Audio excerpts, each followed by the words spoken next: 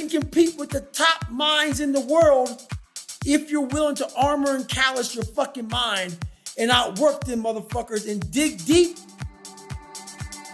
Welcome to the best of Q1 of the Game Changing Attorney Podcast. Today, we'll be looking back at some of our most impactful conversations over the past few months. When most people see four walls, I see a massive empty space that deserves all kind of creativity to make it look beautiful.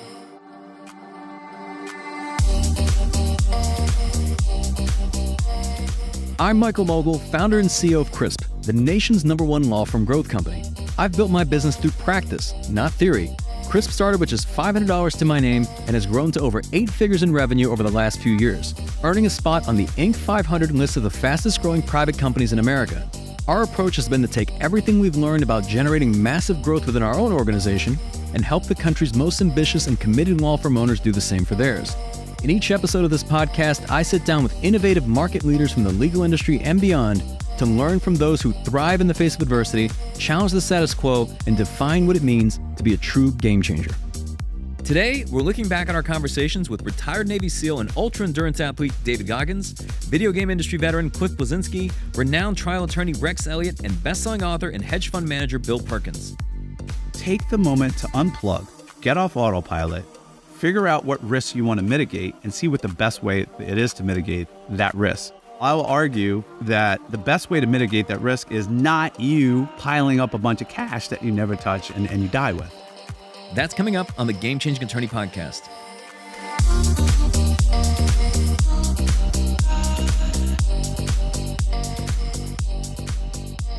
Before we begin today's episode, I want to remind you that we aren't beholden to any sponsors or run any ads on this podcast. This allows us to present all of our episodes raw and unfiltered. I'm not going to push any made-to-order meal services on you or try to save you any money on your car insurance. That being said, I have one small request. If you receive any value from this podcast, please give it a 5-star review. Pay the fee so we can keep this podcast free. To kick things off, we revisit the conversation I had with David Goggins, retired Navy SEAL, ultra-endurance athlete, and New York Times best-selling author of Never Finished, Unshackle Your Mind and Win the War Within. But David's journey to becoming the game changer he is today was filled with hardship and adversity. In fact, he's described his upbringing as a front row seat to a horror movie. And Can't Hurt Me, my mom was like, you're not going to put some of my life in this. But over a period of time, I'm like, Mom, this just wasn't your fucking life. I was a young kid watching you go through this shit. I was living it with you. And I didn't have the brain to absorb the adult life that you put my childlike brain in. So I lived it even more than you lived it. So I had to get my mom to a point where she'd even let me go here. So what I mean by that is I watched my mom and I was able to put all of my horror to the side. Because when you're watching your mom go through horrific things, and I was never sheltered. It wasn't like my mom kept me from like my soon-to-be stepdad got murdered. It wasn't like she said, oh, we got to keep this from David. People tried to kill him several times before they finally killed him. And we continued going to this man's house. They tried to kill him in the garage that they finally shot him and killed him in. We were still going to the house where this man, they attempted to kill him, and we were going there almost every weekend. My mom just didn't give a fuck, and watching her get beat by my father, and then slowly watching her evolve into this woman who marries a guy that literally choked a woman to death and was in prison.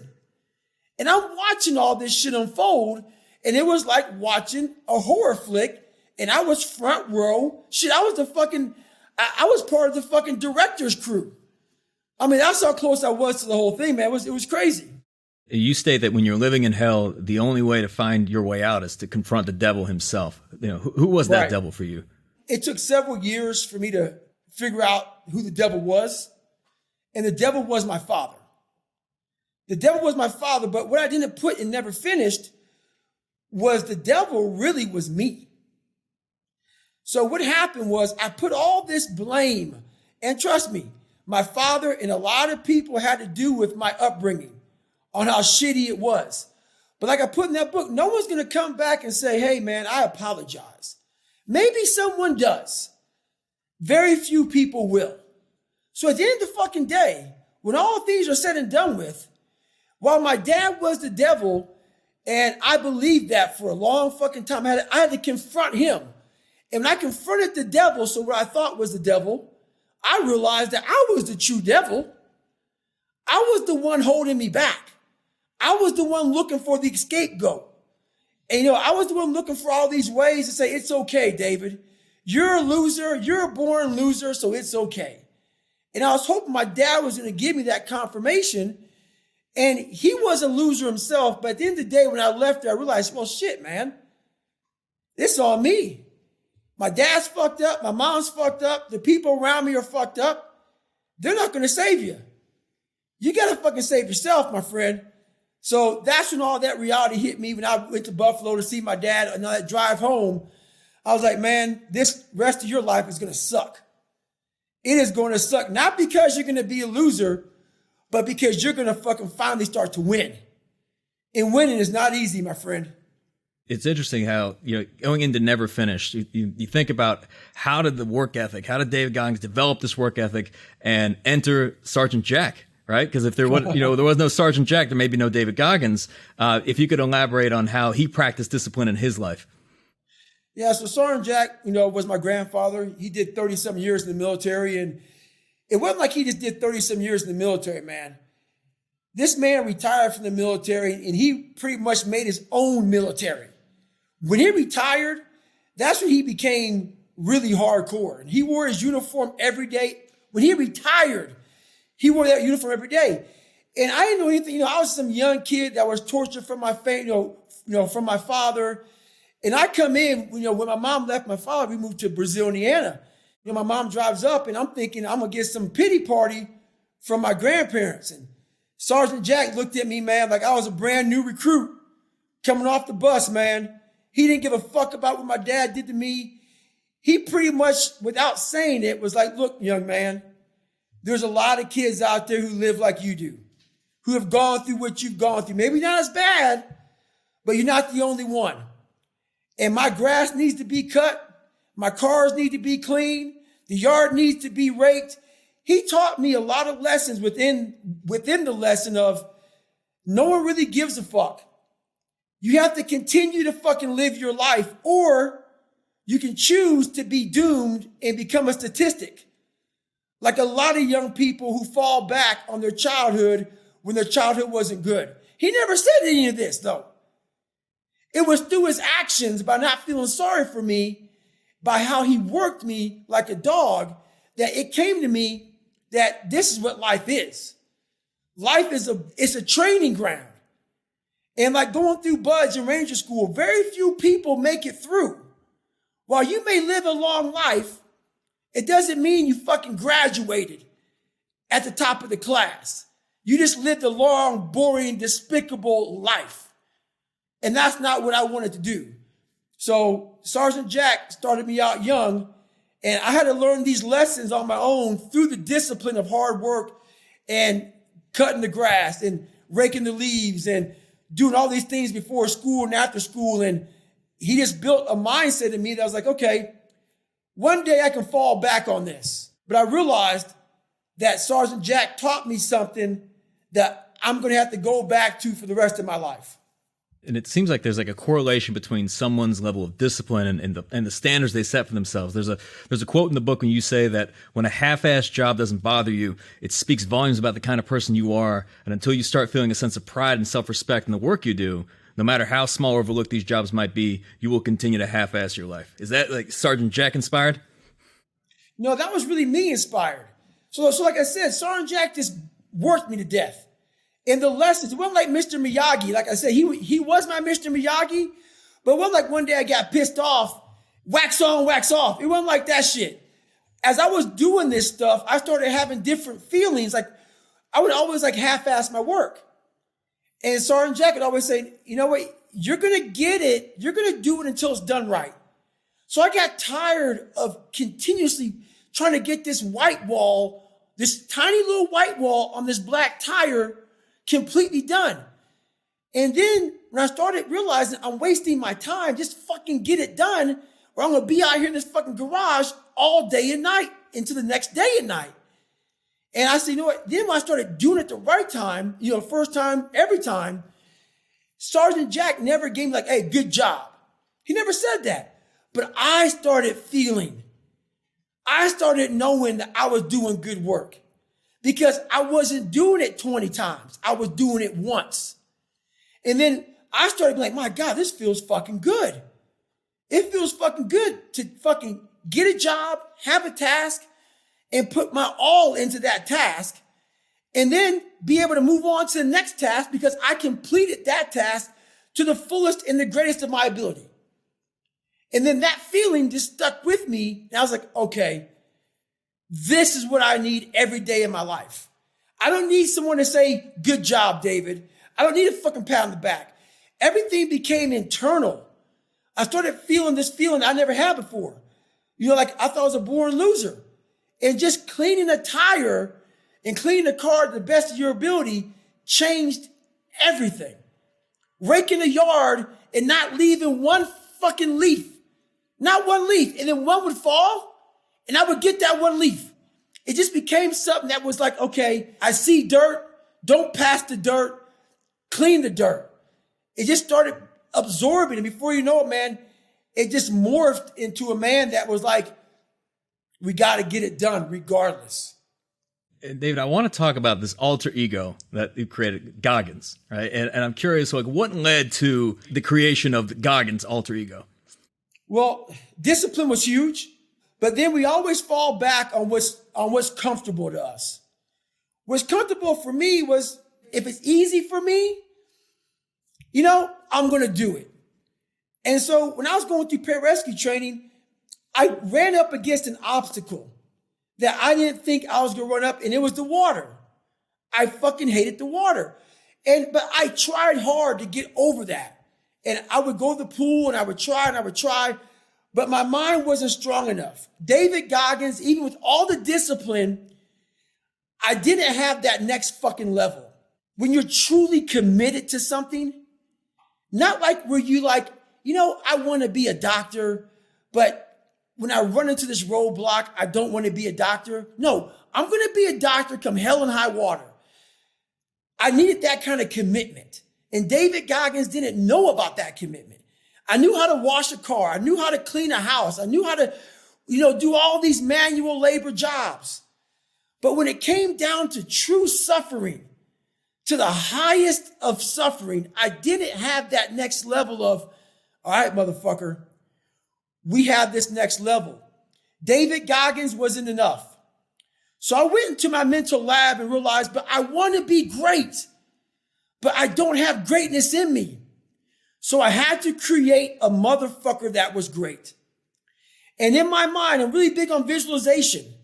And people may think it's all kind of bullshit. Believe what the fuck you want. I don't give a shit. This is the true shit right here, man. I went in my mind. I said, okay, I want to look like this. I want to feel like this. And I want to have a mind that is fucking cast iron steel. That is fucking never dull. That is always fucking sharp. That was the biggest thing I wanted. I wanted to hit obstacles that fucked most people up, including myself. But I didn't waver. I didn't fear. I didn't run away. I just stayed and marinated in the fucking fear, in the suffering. And through that, building Goggins, I will become Goggins when necessary. And I started to do these things on my own. I had my own training ground. I built a training ground. I wasn't Navy SEALs. If you go to Navy SEAL training not prepared, you're going to quit. So I built this training ground on my own. And I started doing these horrific things that David Goggins couldn't handle. But Goggins started slowly coming up. I started putting that visualization of the guy I wanted to create. And in that water, when things got hard, and I was training on my own, Goggins would appear. Goggins would appear. When David Goggins would come up, Goggins would smack him the fuck down and say, no, motherfucker, we're going to drag you through this.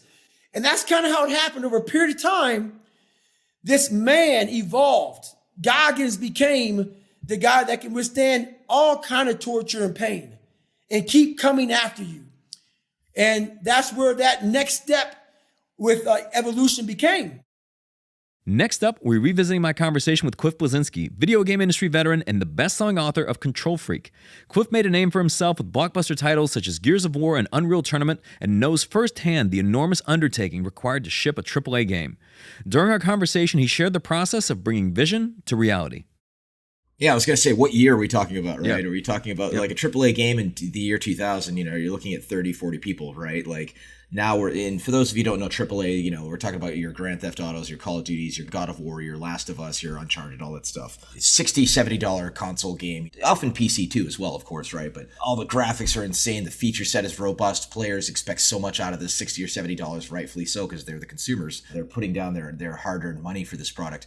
But, when I'm asked how much does it cost or how many people does it take to make a game, and at least you specified one variable, you specified one parameter, AAA.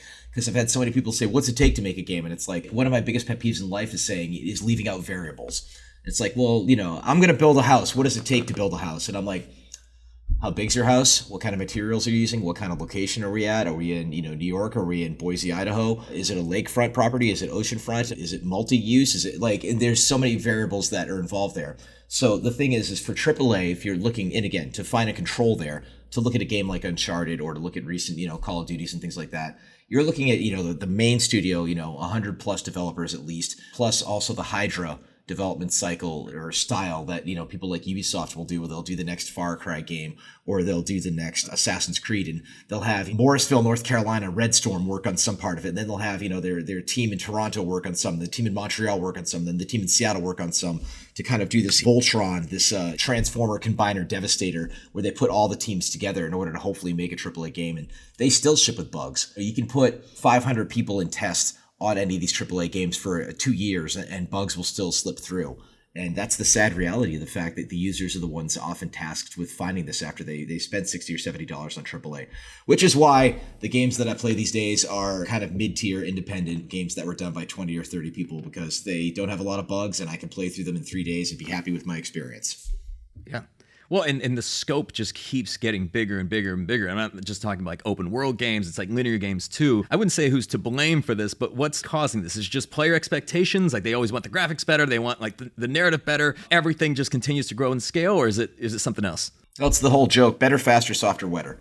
Right. And, with expectations, people they're getting to the point where they want their characters to look so good. They want the dialogue to be well written. They want to feel what the characters are saying. They want feature set that's just ridiculously deep, from, they want it to have a battle royale online mode, but they want a regular team deathmatch, but they want to capture the flag, but they also want last man standing, but they also want a mod community with it. They want the players to be able to make their own versions of the game. They want an online community. And then when it comes to marketing, you not only have to spend millions of dollars in order to get, in the NCAA finals, for your ads to hit, or, Super Bowl ads, you also have to win over Twitch streamers and YouTubers and TikTokers and things like that. And then have a viral campaign where you hide things that are relics from the game in the real world, and people put YouTube videos, going to find it online. There's so much that goes into making a hit world and hit game in this era that you're not going to see a lot of new original worlds, original IPs. You're going to see a lot of the same brands because the risk factors involved are ridiculous in this day and age. To ship a AAA game, it's a miracle that a video game ever ships. It's a ridiculous miracle that a AAA game ever even makes it out the door and makes money. It's a risky business. Could you speak to that? Because I agree. I think it's absolutely amazing. And you look at even like a company like Rockstar, and we'll see like whenever Grand Theft Auto 6 comes out, right? Obviously Grand Theft Auto 5 has made it so you're playing on like your Xbox 360 and then like, your 2-3 more generations of consoles. But now with these massive teams and how long it takes to get the next iteration out, even Red Dead Redemption and, in games like that, why is it such a miracle that a game ships? Well, because you're dealing with the ultimate blend of art and science, right? You not only have the programmers who can sit there and they want to type away for 14 to 16 hours a day. Then you have an artist who classically trained can paint Boris Vallejo or Brahms style paintings. If you're doing a card game, they can do amazing fantasy art, and they're a quirky type. And then you have, a 3D modeler who could build a character out of 8 million bazillion triangles. They sit there, making sure the eyebrows look right and make sure the earlobes look real and the fingers look right, which AI art has yet to get right. And then the animators that are going to breathe life into these characters, they're kind of digital puppet masters. You have the ultimate combination of all of these different disciplines. And then they all have to get together and learn how to communicate. because the type of person who wants to sit behind their computer screen for 14 to 16 hours a day isn't necessarily the best communicator. They're not the best in meetings. They're not the best in emails. They just want to sit there and craft beautiful, sleek, well-crafted code. The artist wants to make character models that are tight and well put together. And then to actually interact with each other is scary to them. I've been in rooms where I've seen two programmers sitting back to back, emailing back and forth about a subject that we could just turn around and be like, hey, the blue gun, come on, can we make it stronger? Like, it's not that fucking hard. So that's another factor that we add into all of it. So it is really a miracle that games ship. And these are brains, mind you, that could be curing cancer. They could be working on, self-driving cars. They could be doing all sorts of things, but instead they choose to make video games for better or for worse. So yes, it is a miracle that games ship, especially when you consider the budgets, the player expectations, the types of personalities that are involved in getting them out the door. Yeah. So when you couple player expectations along with just how long these take, the size of the teams, I don't know if this is a hot button topic for you, but I'd love your thoughts on crunch in the video game industry. I know that different development teams are now approaching this a little bit differently, but just the long hours, what it takes, especially as you're approaching the last few months, when a game's about to ship. Do you have to crunch? What are your thoughts? It's a very hotly debated topic in the industry. There's crunch for the sake of crunch, which I think is bullshit, right? There's also sympathy crunch. This one department, the online team, struggling with packet loss or something, I don't know. And so they have to work some weekend hours in order to make sure the bugs are fixed. Should the artist have to stay at work? Well, I don't necessarily know that that's a good thing. A lot of developers have no problem with crunch because they love what they do. But once it's forced, like as I was saying a little while ago, you take your average programmer or artist and they'd be happy to work 14 hours a day because they'd be sitting at their computer regardless. But once you start adding in, developers that get a little bit older, maybe they're 30, they have a significant other at home, they have kids, they start to really learn what's important in life. Yeah, you may have a career, you may want to put in the hours in order to make decent money to eat and take care of your family. But at some point, where are your priorities in life? And so what I tell developers is, as with any business negotiation, you don't get what you deserve, you get what you negotiate. So negotiate a good salary, make sure if you can get stock or stock options, see if there's a bonus plan, good health care. So if you're going to be working those hours, make sure you're taken care of. But there are some studios where it's just bad planning leads to crunch time. And that is something I think could be managed, can be mitigated, and can be dealt with in the industry. And there's other times where sometimes it just is necessary. And that's just the truth of the business. You also hear stories about film crews that have been shooting for 16 hours at a time. It does happen in other industries as well. The key is to make sure that people get compensated for it and take good care of them, create a good working environment beyond just like, hey, we have Funyuns in the kitchen.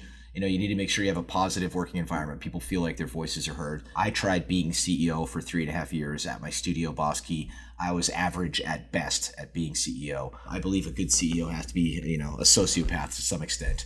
But yeah, it's a tough business. People get into it because they love it. They want to be behind their computers, but there's a point where too much of a good thing can be bad, and crunch can really have an adverse effect on people's stress levels, their blood pressure, their health, their mental health, and their anxiety. And I think it's one of those things the industry needs to continue to take a good, long, hard look at and make sure they mitigate it whenever possible. Yeah. Well, and I think another topic that you're very outspoken about is just in the game industry. I mean, there's a lot of dudes, right? And I mean, there's more women now than there used to be. And I know you've been big on just making it, one, the type of environment that women want to be a part of. And then also there's a lot of incredible women. I mean, your wife, I don't know if you would have met her had she not been in the game industry.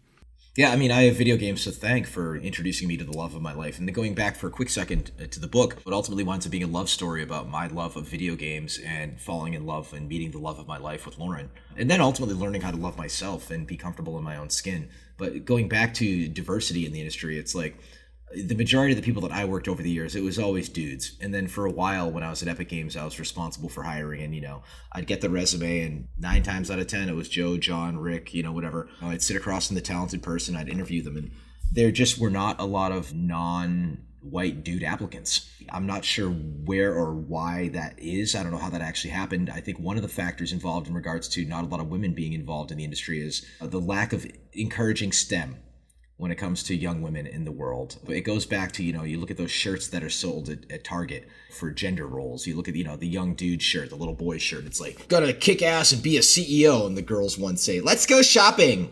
And you're like, okay, how about let's become a teacher, or let's become an astronaut, or do something interesting. And so I think those roles are very tightly defined.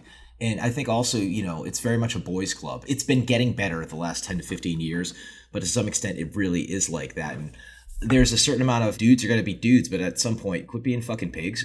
Even, my wife worked at id Software, and, it was a very good working environment, and she had, really, really good bosses and things like that.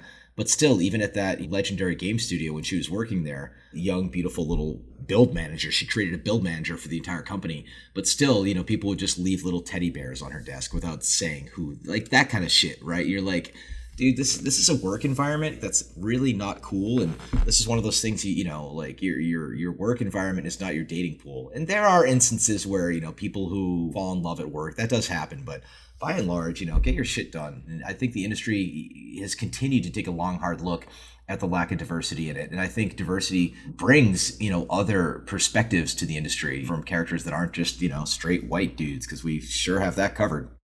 Next up, we're revisiting my conversation with Rex Elliott, one of the most respected trial attorneys in the nation. As the visionary CEO and co-founder of Cooper Elliott, Rex has built a reputation for fearlessly taking on some of the toughest cases around. In our discussion, he shared what it takes to thrive on risk and how his team has consistently delivered results that not only impact their clients, but also lead to legislative change. Our mantra early on was to take on the toughest cases the way we marketed back then, because I don't do TV advertising. I never have. I'm not criticizing TV advertising lawyers. I think it's very important, and some of it's very good. But my business model was to try tough cases and get in the media, and people would learn about me that way. It was a tough fact to follow, because one of our early cases, we sued the mayor of Columbus and the 4 top commanders in the Columbus Police Department. And it was a public figure defamation case. We tried the case for 6 weeks, and I'll never forget it. So we had a bunch of defendants, we had a bunch of claims. I think we had 46 different jury verdict forms that the jury had to fill out. Tried the case for 6 weeks. The jury was out for a week and a half. At some point, I just went back to my office and started working. I figured they'd get to a decision sooner or later, and they did. And what the jury had determined was that the statements were false, but in a public figure case, you have to prove actual malice. You have to prove they knew they were false, and the jury couldn't get there.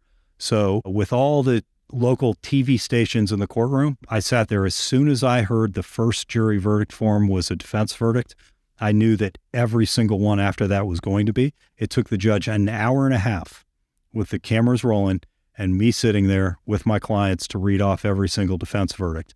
And we were on the front page of the paper for weeks during this trial, and it was really good for us.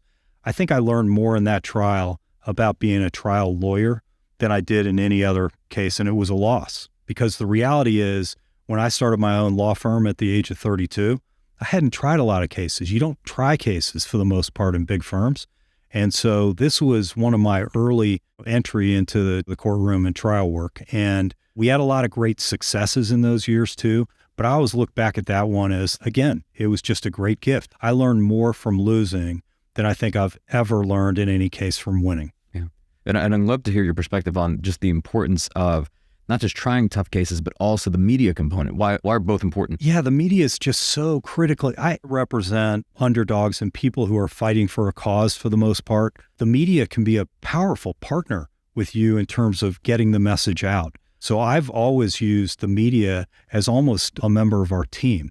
And if you're good to them and you don't ever misstate things to them and you take good care of them, they will be powerful partners for you. And I've used the media almost as my own marketing and advertising machine for the last 25 years. So for someone who's listening to this podcast and they might be thinking, well, how can I get the media to give me attention on my cases? Like, what would you say to them? Yeah, well, first of all, you have to have the case, right? The case that attracts the interest. But you also have to understand when there's an important media moment. So right now we are representing the family of a 20-year-old black man who was shot and killed by a Columbus police officer last August 30th. His name's Donovan Lewis. He was asleep in his bed at 2:30 in the morning in a very low income neighborhood. And 5 Columbus police officers showed up at 2:30 in the morning to serve a misdemeanor arrest warrant. Now, I don't know about you, but they're not serving misdemeanor arrest warrants in my neighborhood. Police officers came into his apartment. They also had a canine dog. And within less than a second of opening his bedroom door, as Donovan was trying to get up out of bed, a police officer shot and killed him. We had a major press conference last week because of the news in Memphis.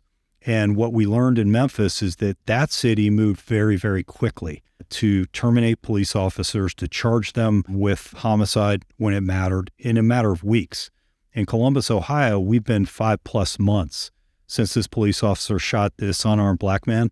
And the police officer is on paid administrative leave. He's not working. He's still getting paid, and he hadn't been charged. And so we had to recognize that that was a moment for us to speak to the people of Ohio, and we did, and I thought it was very effective. So first, you have to have the case, but you also have to understand what the angle is. Yeah. And it's interesting because with a lot of the difficult cases that you've tried, let's say particularly the ones that involve, let's say, race relations, right? How have you kind of built a brand around you being a white male, right? That's taking on these types of cases. Whereas you see, I mean, we've had him on the podcast, Ben Crump, right? He's also involved in a lot of these types of civil cases. What do you think it is about you and your brand that kind of attracts those families to reach out to you? Yeah, well, I'm not going to pretend that it wasn't a big question. I mean, you're a white guy from this privileged community in Columbus. How are you possibly going to understand what my family goes through, right? And so my response to that is, you're right. I don't know firsthand what happens in those communities, but what I can tell you is this. Police shootings disproportionately affect people of color, typically young African-American men. And what happens when that occurs is that largely the black community gets up in arms. And the point I made is that it is time for all of us to get angry and to get on TV and say, enough is enough. Yes, I'm not a black man, I'm a white man. But it should be just as outrageous for white men and white women as it is for black men and black women. Yeah, agreed. And it seems like with a number of the cases that you've tried, you're kind of going into a gray area from a legal regulation standpoint. I mean, for example, like the college hazing cases, if you could speak to some of that. Yeah, absolutely. And what you have to understand too is in the civil system of justice, it's tough, right? Because all we can do with a jury is recover money. I can tell you, Michael, I have never had a client come into my office and say, I've just lost my husband or I've just lost my son. What's this worth? Nobody ever asks that question. You know what they do ask? They say, what can I do to make sure this doesn't happen to another family? And so the hazing cases we've been doing this for a little over a decade, and it's really become a mission for me because in our practice, we are always looking for, in the context of the case, how can we change the world to make it a safer place? How can we meet our clients' objectives to potentially not have another family go through this? And so in the hazing cases, we've obviously used the media, I think, very effectively.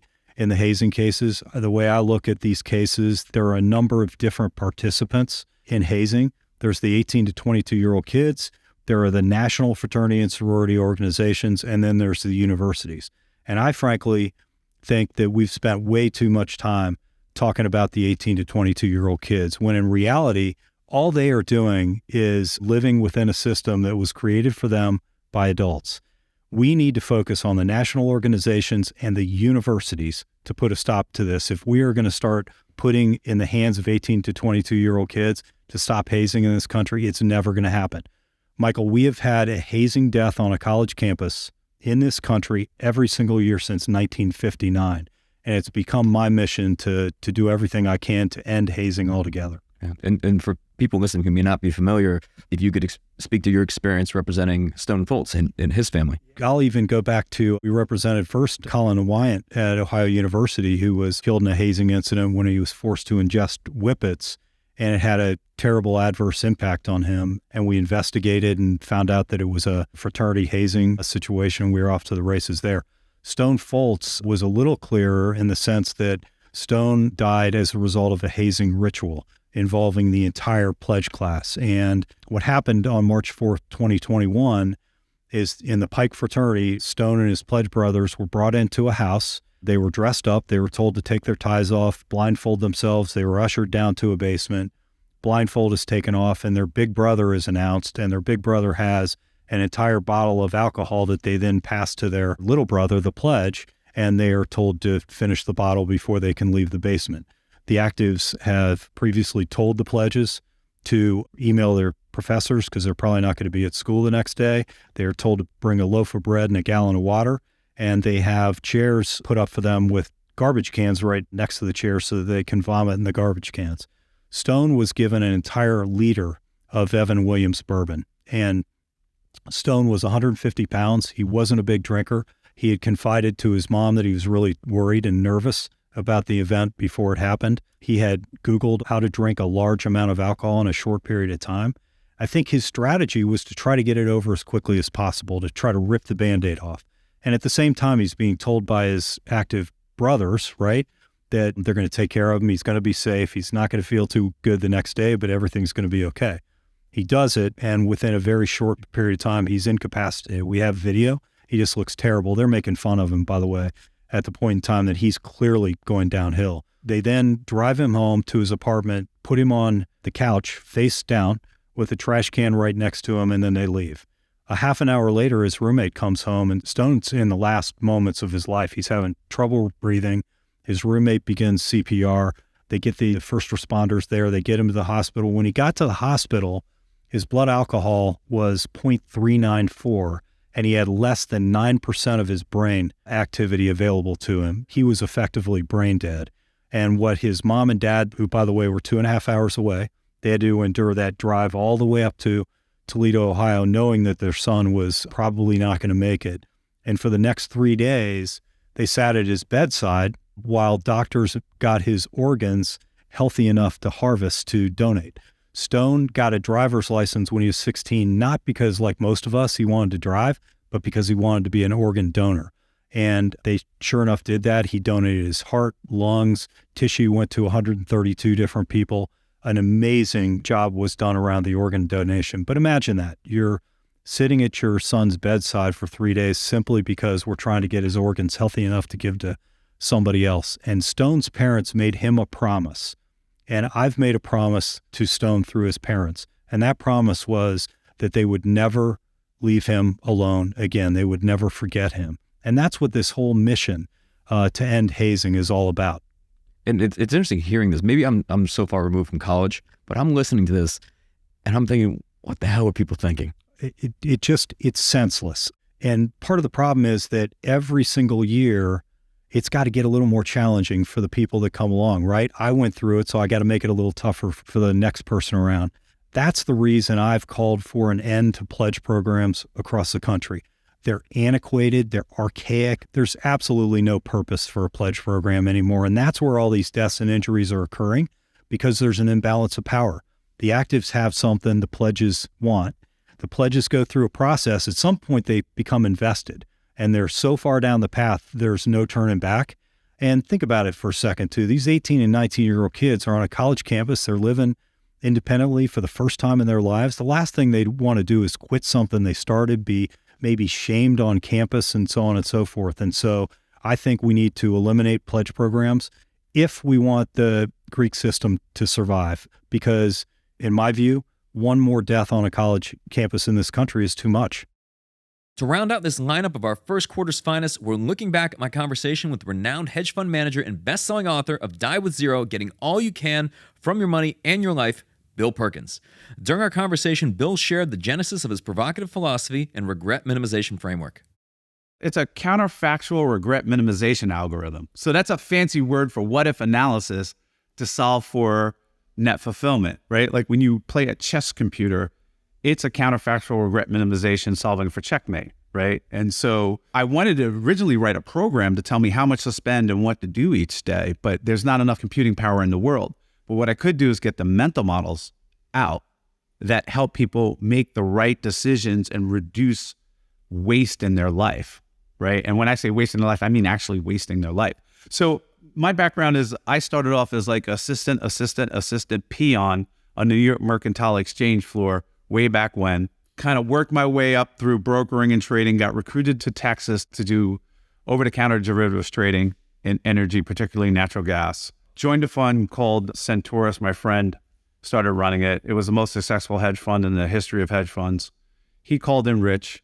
I opened up my own hedge fund. I made a bunch of money doing that. I got a bunch of other things, but I don't want this whole podcast, I'm an old guy, right? This whole podcast, would be about me. But essentially, I made my money in commodities trading. I have a bunch of other ventures and things going on in my life. And I still run my hedge fund. I have a couple of startups, a family office, etc. Standard stuff for a guy in my career. So then let's say someone's listening, they're saying, Bill, must be nice or easy for you to say. And, they're thinking about, I'd love to take my family on vacation, a nice vacation, do more trips and more time out of the office. But I either don't have the financial resources to do it, or I don't have, let's say, the time in quotes to do it. So they're practicing in their mind like delayed gratification. Why do you believe that's not always the best choice? One, because delayed gratification at the extreme is no gratification. And you usually find that amongst wealthier people, not people what less means. And the other thing I would say is, like, especially people that I know or friends that don't have the money, is bullshit. Because every place I go, there's somebody doing it for 1/1000th the cost. They're watching the same view, capturing the same sunset, walking on the same beach, going through the same shops and stores. They just cut a deal and got the Super Saver and the Airbnb special and et cetera. I think some of the most enjoyable times people had that I've seen is gap year students broke, backpacking, hiking throughout Europe. Now, I'm not saying people have to go backpacking, but I actually ran an experiment. This is kind of funny, a little segue into this. There's a thing called the coin flip trip. You can actually look it up on YouTube. I think it was part of the Thirst Lounge or whatever, but coin flip trip. And basically, these two guys were traveling around in different cities, and they could flip a coin and live high on the hog. And I think it was like a couple $100 a day or $50 a day. And so in different cities, like they were in a very expensive city, I think in Switzerland, where they flipped low, and they came back and said their most rich experience, the ones they enjoyed the most, were the low days when they were scrambling to make ends meet and having to interact with people and have to have favors. Now, I'm not saying you have to go to that extreme. My point is that no matter where I go, there is somebody with 1/1000th the means, sometimes even doing it better, actually getting more fulfillment out of the trip. And in terms of maximizing for fulfillment, whenever you talk about investments, it's investing in experiences, whereas some people may look at it and say, well, that experience is short-lived. Why is that really an investment? How can experiences have, a return on investment? Yeah. So when I say experiences also, I don't mean my experiences and my choices. It's just another word for your choice, right? Like you may have different values. The best experience might be going to a chess tournament or playing chess, or, I don't tell people how to live. I tell them how to get the most out of their life according to their own values, to optimize their life. And so when you have an experience, whether it be a first kiss, a game-winning home run, a vacation trip, a call with your mother, you get the joy of having that experience. But a lot of the hedonic value from that experience comes later when you recall it. Like when you get together with your buddies and your friends, a lot of times you talk about things that have happened. I have friends, every time we get together, we told the same stories maybe 1,000 times, and we enjoy it every time. We laugh about it, et cetera. And so your self-concept, your fulfillment is not only the experience itself, but also a piece of it, or a dividend, what I call a memory dividend, every time you recall it and think about it or discuss it. And when you go out to dinner with new people, what do you talk about? Well, you do talk about ideas and concepts that haven't happened, but a lot of times you talk about things that have happened. And then that creates a new moment. So they're radioactive. They're actually compounding. And so much like investing in the bank where you get interest rate dividend, now we're actually getting an interest rate, right? Investing in experiences pays a dividend every time you recall it. And so when you're thinking about why this is important is when you're thinking about delayed gratification, because that's what happens, right? It's like, oh, I'm going to save money and go on 2 ski trips 10 years from now instead of taking 1 ski trip now, right? From the interest that you earn net over inflation, right? And you have to think about, is it better to have the trip now plus the memory dividend than 2 trips later? Will those compounding memory dividends and radioactive experiences that I have talk about it and discussing, will that enrich my life more than 2 ski trips later? And that's going to be a different answer depending on who you are, how social you are, all kinds of factors, right? But it's just a way to think about that problem, right? For me, at my age, there's no 2 ski trips later worth 1 ski trip now, right? Maybe if I was 20, it would be. And certain experiences, depending on what type of experience we're talking about, they're better enjoyed later in life when you can understand and appreciate them, right? And so it's not that I have the answer for every single person. What I have is the methodology and the way to think about this, about, hey, do I want to delay gratification? Does that really make sense? Investing in these bonds or et cetera in order to consume it 10 years from now? Or should my consumption be high now, given my current health, my expected death date, the decline, et cetera, right? Like when you're 40, you're losing about 1% muscle mass per year. And strength is a little bit more than that, right? So that changes your activities, and you got to work like hell to fight that. Your lung capacity, your mental capacity, all these things happen, right? And then there's also the Tetris game of life. What's going on that will preclude me from doing that, right? Like somebody says, oh, I want to climb Mount Kilimanjaro, But they say, oh, I'm going to wait till later. Then they're married, they have small kids, and this happens, and there's a graduation, et cetera. And then somehow that just never happens, right? They get to a point where they're not physically able, they wouldn't even enjoy it. And Kilimanjaro doesn't even sound that great anymore, right? So these are the things people have to think about when they're talking about optimizing their lives. And where do you believe, I mean, if there is a balance, where's kind of the balance between investing into the future, right? Let's say putting away money. And I want to get your thoughts on like the FIRE movement or the fat FIRE movement. For people listening who aren't familiar with that, it's like financial independence, retire early. On Reddit, people essentially who kind of live lives of frugality to figure out what their number is to the point where they could just stop working and then go on in their mind, kind of live their life, right? But they're living their life in a way that's very much on the cheap, right? And then the fat FIRE movement is very similar, but they're living at large, but it's still saying that I'm trying to get to this number that when I get there, then I'll start doing all the things I want to do. Just talking about the FIRE movement, I like the FIRE guys particularly because they understand the concept of enough. The birth of the FIRE movement, or the mother of the FIRE movement, is this book called Your Money or Your Life. It would be the Bible before the FIRE movement. And that book really gets into concept of what is money? And the universal definition they use is money is something we exchange our time for. And then two, the concept of enough, which is like you have everything that you need and you want out of life, plus maybe a little bit more, right? And so the FIRE people say, okay, I'm going to live as frugally as I possibly can, right? Work and save and bare bones. My ego is out of this, etc. And then I'm going to live off the principle of my investments and the returns of my investments for the rest of my life and do whatever the hell I want, right? In the United States of America, in a place where we have a savings problem, etc., it's not like I hate the FIRE movement. I just think it's inefficient and incorrect. And here's the reason why. I use this as an example. There is no amount of money you can pay me to do 10 years in Sing Sing. Zero, right? And so maybe I would have done, you could have paid me when I was 20 to do 2 years, a lot of money, and I go out, right? But there is no money now in my life that I would pay to do 10 years in Sing Sing. And so what these people are doing, in essence, is going to a jail of their own making, but a jail. And then saying, oh, when I come out, this is my reward. I'm going to get some money for doing this jail stint, right? The second thing that's wrong with it is that they're just a mathematical calculation. They build up this principal and they live off the interest and the dividends, but they should be spending down the principal as well.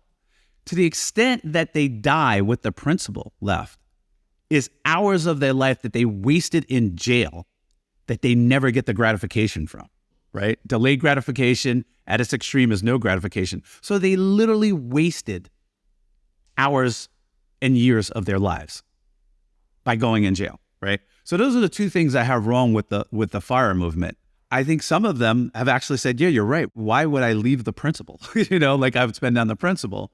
And then some of them thought like, why would I go in jail and remove all these experiences that are for this period of my life? Like there are certain experiences that are only meant or best done in your 20s. There are some that are best in your 30s and in 40s. And they're not the same for every person, but every person has them go, yeah, you're right. These are experiences that belong in this time bucket of my life. And these are the experiences that belong in this time bucket of life. And it's difficult or impossible to transfer these experiences from time bucket to time bucket. So if you take a time bucket and say, hey, I'm going to jail, all those experiences that don't transfer out, you never get them. And therefore, I'd say your life is less fulfilling. And I'm not solving for max money. I'm solving for max fulfillment. On converse of that, you do make it clear in the book that like you want to live every day well, but at the same time being mindful that you don't want to live like every day like today's your last day, right? So just completely YOLO every day. No. Like it's that's the problem, right? That's the original problem I was thinking about. It's not like, oh, you spend all the money YOLO every day. Like the day you die, the day you're going to die informs your behavior today, right? You can just do the thought experiment, right? Like the day before you're going to die, your behavior is going to be wildly different from 5 years before you die, from 10 years before you die, and so on. You just integral. Like if it's 1 day, 2 days before you're going to die, if you absolutely know 3 days, right, your behavior changes. And so it's very important to be aware of, one, your death, and two, your physical decline, so that you allocate your spending, which is your choices, right, appropriately, right? And so, I talk in the book is like, listen, the main experience we want is to survive, right? Your survival number. And so after your survival number, so I'm not working, I got my food, clothing, and shelter paid for, the rest are choices. It's about thriving. What does thrive mean to me? And that's different for every single person. And survival is pretty much defined amongst every person. I need food, clothing, and shelter, right? What do I need to survive? And that's different if you live in Iowa City, Iowa versus Palm Springs or Atlanta, Georgia, right? Like, so you run those numbers, you run these calculations, et cetera. And then you're like, okay, now I have this pile of choices. We're going to call them choices, but it's really money, right? How do I allocate that throughout my life? What is the way to get the maximum fulfillment? Am I putting my ski dollars or my wake surfing dollars in the 65 to 75 bucket when they really probably belong here, right? Or am I riding around trains? I'm talking about myself. Riding around trains, which I love. Am I riding trains now and not doing other activities that I should be doing now? And I should really put trains in the future. Like, one of the things I don't do, just in terms of like a no money decision or a low money decision, is I don't watch any series or any TV unless my wife forces me to. And people are like, why? And I was like, one, I get low value out of news, or I didn't even watch the news, right? I get my information from other sources. Like, most of the stuff doesn't pertain for me. I have no way of impacting me. It's just not interesting to me. But the main reason is that there will be a time when all I do is watch TV, where that is my main source of entertainment, is sitting in front of a screen and watching shows. And so I can't wait to watch some of these shows. Like, I cannot wait to watch Big Bang Theory and all the Seinfeld episodes and all these shows that people say are great. I'm like, yeah, that's great. I got them all in the time bucket in the future. And now I do all the other things like going outdoors and traveling and doing the other stuff. And so that's part of the like no money allocation and optimizing of my life. I want to give a huge thank you to every guest who's joined me so far this year on the Game Changing Attorney podcast. And I want to thank you for listening to this podcast and for your commitment to learning and growing as a leader.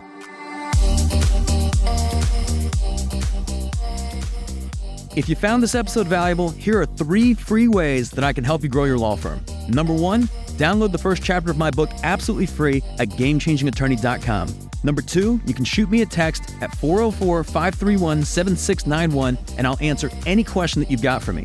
And finally, number 3, if you can leave this podcast a 5-star review, it'll help us gain access to more influential thought leaders and bring their lessons learned here to you. For more information on this episode, see the show notes in your podcast app or visit GameChangingAttorney.com.